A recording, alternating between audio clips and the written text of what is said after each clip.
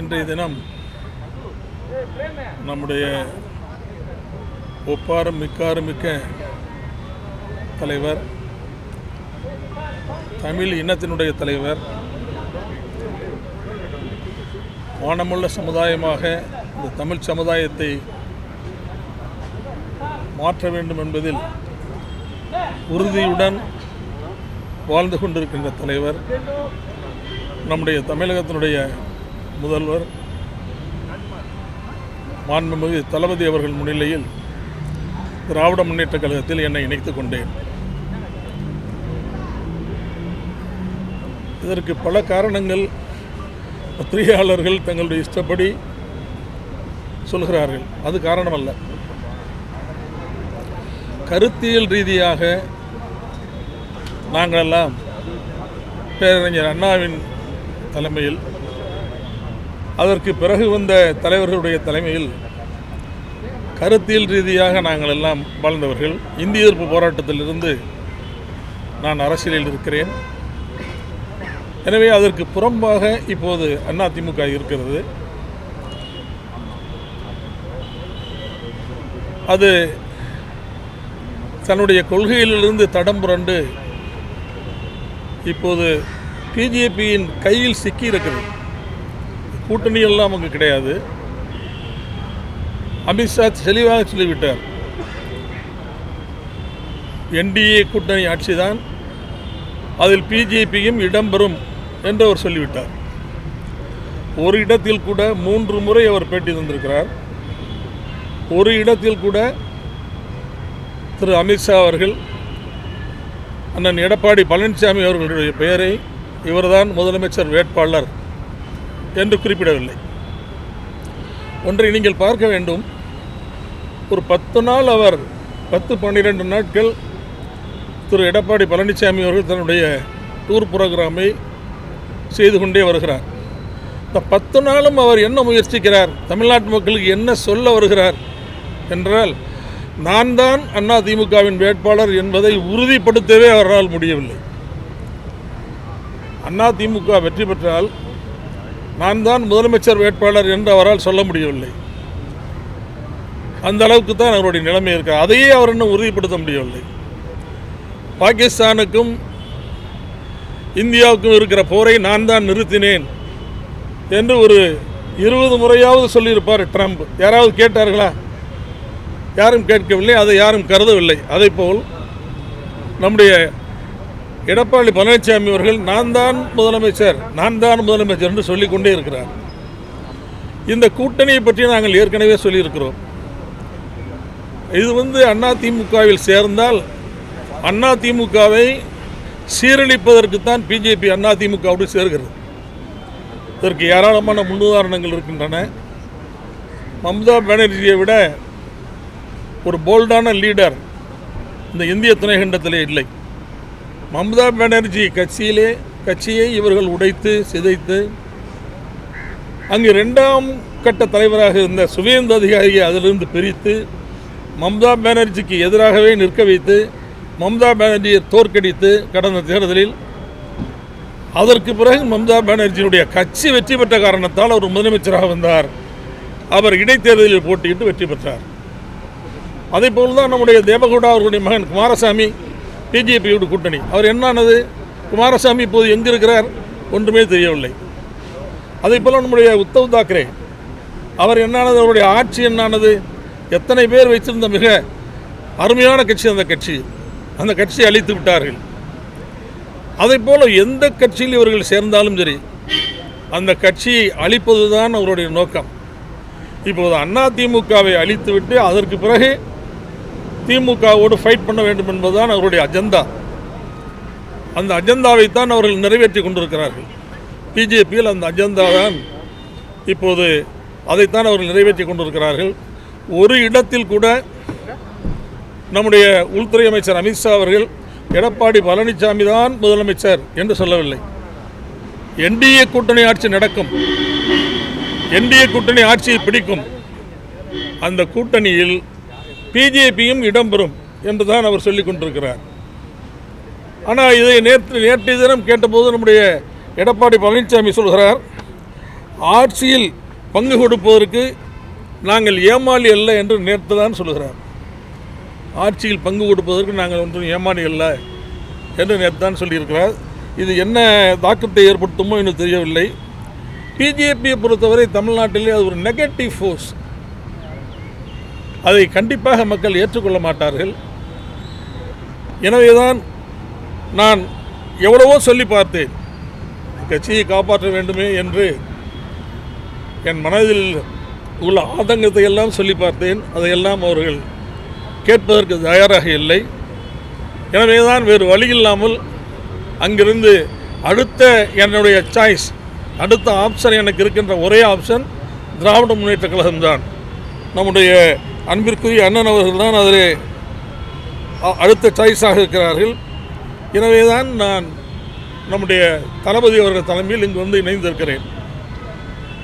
நிச்சயமாக தளபதி அவர்கள் தான் மீண்டும் முதலமைச்சராக வருவார், அதில் எந்த சந்தேகமும் இல்லை. இதை எப்படி நான் சொல்கிறேன் என்றால், தமிழ்நாட்டு மக்கள் எப்படி வாக்களிக்கிறார்கள் என்றால், ஒரு தலைவர் மீது நம்பிக்கை வைத்துத்தான் அந்த கட்சிக்கு வாக்களிக்கிறார்கள். 1967ஆம் ஆண்டு பேரறிஞர் அண்ணாவை சுற்றி இருந்த மிக முக்கியமான தலைவர்களை நீங்கள் பார்ப்பீர்களேயானால், ராஜாஜி இருந்தார், மாபோசி இருந்தார், நம்முடைய காகிதம் இல்லத்து இருந்தார், நம்முடைய மிகப்பெரிய தலைவர்கள் சீபா ஆதித்தனார் இருந்தார், லெஃப்ட்டு ரைட்டு எல்லாம் இருந்தது, கல்யாண சுந்தரம் இருந்தார், ராமமூர்த்தி, இவர்களெல்லாம் இருந்தார்கள்.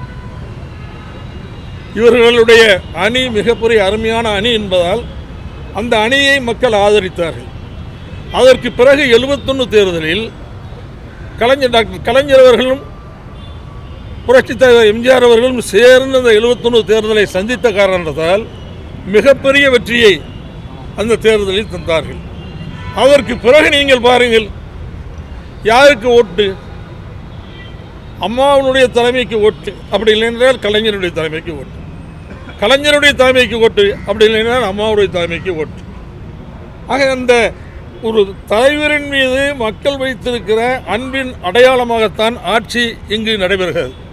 இப்போது நான் கேட்கின்ற கேள்வி ஒரே கேள்விதான். இப்போது தமிழ்நாட்டில் நம்முடைய தளபதி ஸ்டாலின் அவர்களுக்கு இணையான தலைவர் யார் சொல்லுங்கள் பார்க்கலாம். யாரும் இல்லை. எடப்பாடியா அல்லது நம்முடைய முதலமைச்சர் ஸ்டாலின் அவர்களா என்றால், எடப்பாடி அவர்களை விட 15% அதிகமான வாக்குகளை பெற்று நம்முடைய தளபதி ஸ்டாலின் அவர்கள் தான் முதலமைச்சராக வருவார். ஏனென்றால் மக்கள் அவர் மீது வைத்திருக்கிற நம்பிக்கை தான் இதற்கு காரணம். இவருக்கு இணையான தலைவர்கள் அதிமுகவிலே இல்லை. அது இனிமேல் வருவார்களா என்பதும் சந்தேகம்தான். எனவே தான் திராவிட இயக்க கொள்கைகளை காப்பாற்றுகின்ற, மாநில சுயாட்சியை காப்பாற்றுகின்ற, மொழியை காப்பாற்றுகின்ற, நம்முடைய இனத்தை காப்பாற்றுகின்ற, நம்முடைய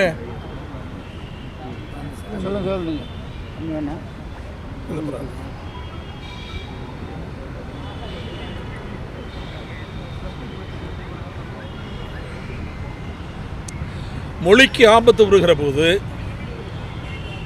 அல்லது நம்முடைய சமுதாயத்திற்கு ஆபத்து வருகிற போது அதை மத்திய அரசாங்கத்தோடு போராடி பாதுகாப்பதோடு மட்டுமல்ல, மத்திய அரசாங்கம் பாராமுகமாக இருந்தால் நீதிமன்றத்திற்கே சென்று தீர்ப்புகளை வாங்கி இந்தியாவுக்கே உதாரணமாக இருக்கின்ற மிகப்பெரிய தலைவர் நம்முடைய ஸ்டாலின் அவர்கள்தான். எனவே அது எல்லோருக்கும் தெரியும்.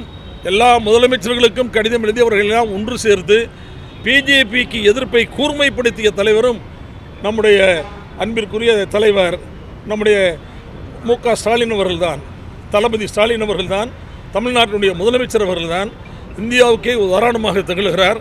எனவே இப்படிப்பட்ட ஒரு முதலமைச்சர் மீண்டும் வர வேண்டும் என்றுதான் மக்கள் விரும்புவார்கள்.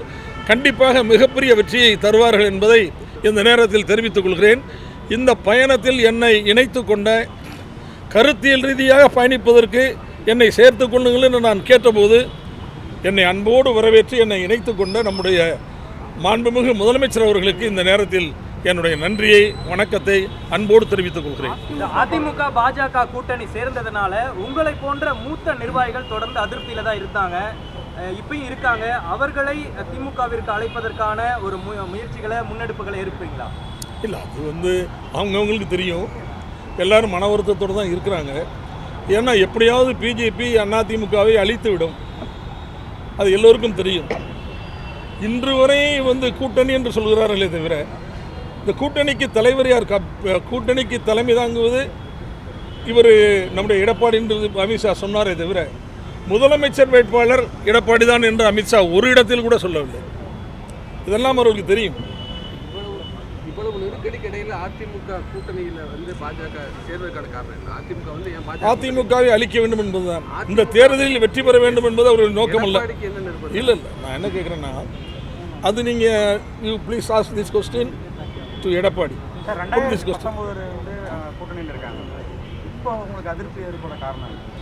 சார், ஒரு கட்சியில் கூட்டணி வைக்கிறது வேறு சார். என் அம்மா இருக்கும்போதும் கூட்டணி வச்சாங்க, நாங்கள் ஏற்றுக்கிட்டோம். அப்போ வாஜ்பாய் இருந்தார், அத்வானி இருந்தார். ஆனால் இன்றைக்கி இல்லை காம்பினேஷன் அப்படி இல்லையே சார். இன்றைக்கி மோடிஜி இருக்கிறாரு, நம்ம இவர் அமித்ஷா இருக்கிறாரு. அவங்க கட்சி அழிக்கணும்னு நினைக்கலையே சார். அவங்க அதிமுகவுக்கு அஞ்சினார்கள். அதிமுக அப்போது கூட்டணி வைத்திருக்கிற போது அம்மாவுக்கு அஞ்சினார்கள். அவர்கள் டெல்லிக்கு சென்று அந்த அரசாங்கத்தை கலைத்து விட்டு தைரியமாக அவர் வந்தார்களா இல்லையா? அப்படி அதிமுக இப்போது இருக்கிறதா? இப்போது அப்படி இல்லையே. எனவே அதற்கும் இதற்கும் பொருந்தாது. அந்த கூட்டணி என்பது வேறு, இந்த கூட்டணி என்பது தேர்தலுக்கானது தான். அது எனக்கும் தெரியும். இது தேர்தலுக்காக தான் இந்த கூட்டணி வைத்திருக்கிறார்கள். ஆனால் அவர்களுடைய நோக்கம் அது இல்லை. இந்த தேர்தலில் வெற்றி பெற வேண்டும் என்பது அவருடைய நோக்கம் அல்ல. ஒரு 5 பேர் பிஜேபியில் வெற்றி பெற்று மந்திரி சபையில் சேர்ந்தாலும் அந்த மந்திரி சபை ஒருவேளை அமைத்து ஒருவேளை அவர் சேர்ந்தாலும் ஒரு 10 நாளில் கவிழ்த்து விட்டு பிஜேபி முதலமைச்சராக வந்து விடுவார். அவருக்கு அதனால் செய்ய முடியும். அவர் செய்தார்கள். ஏன்னா தேவேந்திர பட்னாவிஸ் என்ன ஆனார்? நீங்கள் ஏக்நாத் ஷிண்டே தான் முதலமைச்சர் என்று தானே பிரச்சாரம் பண்ணி கொண்டே போனார்கள். பிரச்சாரம் முடிந்தது, வாக்கு எண்ணிக்கை முடிந்தது. அதற்கு பிறகு என்ன செய்தார்கள்? நாங்கள் தான் அதிகமாக வந்தோம் என்று பட்னாவிஸை முதலமைச்சராக்கிவிட்டு ஷிண்டேயை கீழே தள்ளிவிட்டார். தள்ளினார்களா இல்லையா? அப்போதுதான். இப்போது நான் உங்களுக்கு இன்னொரு செய்தியை சொல்ல விரும்புகிறேன். பிஜேபியினுடைய தலைவர் நம்முடைய நேனார் நாகேந்திரன் அவர் என்ன சொல்கிறார்? இந்த தேர்தல் எங்களுக்கு முக்கியம் இல்லை, அடுத்த பார்லிமெண்ட் தேர்தல் தான் எங்களுக்கு முக்கியம் என்கிறார். அதிமுக கூட்டணியில் பிரம்மாண்டமான கட்சிகள் இணையம் சொல்லி பிரச்சாரத்தில் முன்வைக்கிறாரு. பிரம்மாண்டமான கட்சி 2 கட்சி தான். ஒன்று அதிமுக, இன்னொன்று திமுக. வேற என்ன பிரம்மாண்டமான கட்சி தமிழ்நாட்டில் இருக்கு? நீங்களே சொல்லுங்க. உங்களுடைய கருத்தை எடப்பாடி பழனிசாமி உதாசனப்படுத்தினாரா? ஏன்னா 2021 இதே போல ஒரு கருத்தை நீங்க சொன்னீங்க. அப்போ நிர்வாகிகளுடைய கருத்தை கேட்க முடியாத அளவுக்கு எடப்பாடி பழனிசாமி இருக்காரு. கேட்க மாட்டார். நான் ஏன் பேச மட்டும் இல்லைங்க, 7 முன்னாள் அமைச்சர்கள் அண்ணன் எடப்பாடி பழனிசாமி அவர்களை சந்தித்து அதிமுகவில் ஒற்றுமை வேண்டும், அதிமுக மீண்டும் உயிர் பெற்று எழ வேண்டுமானால் அதற்கு சில யுக்திகளை நாம் கடைப்பிடிக்க வேண்டும் என்று சொன்னார்கள். 3 மணி நேரம் விவாதம் அவருடைய வீட்டிலேயே நடந்தது. அந்த விவாதத்தில் கலந்து கொண்ட ஒரு அமைச்சரை என்னிடம் சொன்னார், என்ன நடந்தது என்று சொன்னார். கடைசி வரை எடப்பாடியார் அவர்கள் ஒப்புக்கொள்ளவில்லை. இவர் வழியில்லை என்று விட்டுவிட்டார். அவர் இது எதையும் ஏற்றுக்கொள்ள மாட்டார். அதிமுக முழுக்க பாஜகவின் கட்டுப்பாட்டில் தான் இருக்கா? இல்லை, அதுக்கு என்ன காரணம்? அதிமுக முழுக்க பாஜகவின் கட்டுப்பாட்டுக்கு போயிருச்சா? இதுக்கு என்ன காரணமா இருக்கு? மக்கள் என்ன நினைக்கிறாங்க? பாஜகவும் அதிமுகவும் இணைந்த பிறகு மக்கள் விரும்பல சார். தமிழ்நாட்டு மக்கள் அந்த கூட்டணியை விரும்பவில்லை. டெல்லிக்கு போயிட்டு எடப்பாடி வீட்டு கதவை தட்டினார். தமிழ்நாட்டோட உரிமைகளை கேட்பதற்காக தான். எதுக்காக தட்டினான்னு உங்களுக்கே தெரியும். அவர் உண்மை சொல்றாரா பொய் சொல்றாருன்னு உங்களுக்கு தெரியும். இந்த கொஸ்டினை ஏன் என்கிட்ட போடுறீங்க? அதிமுக என்ன சொல்றாங்கன்னா, இப்போ நீங்கள் திமுக சேர்ந்ததுக்கான காரணம் அவர் மாநிலங்களவை உறுப்பினர் கேட்டார், கொடுக்கல, அதனால தான் அவர் திமுக சேர்ந்துட்டாரு அப்படின்றாங்க. என்ன சார்? இல்லை சார், சந்தர்ப்பவாதின்னு சொல்லி பொன்னையன் சொல்றாரு. பொன்னையன் ஒரு சந்தர்ப்பவாதி ராஜா. சந்தர்ப்பவாதி இல்லை. எனக்கு சந்தர்ப்பவாதிங்கிறதுக்கு சம்பந்தமே இல்லை. நான் கொள்கைவாதி. அது ஏன் பொன்னையன் இப்படி சொல்றாருன்னு எனக்கு தெரியல. சார், உங்களை தொடர்ந்து அதிமுக தலைவர்கள் திமுக முன்னாள் அமைச்சர் அது வாய்ப்பு இருக்கலாம், வரலாம்.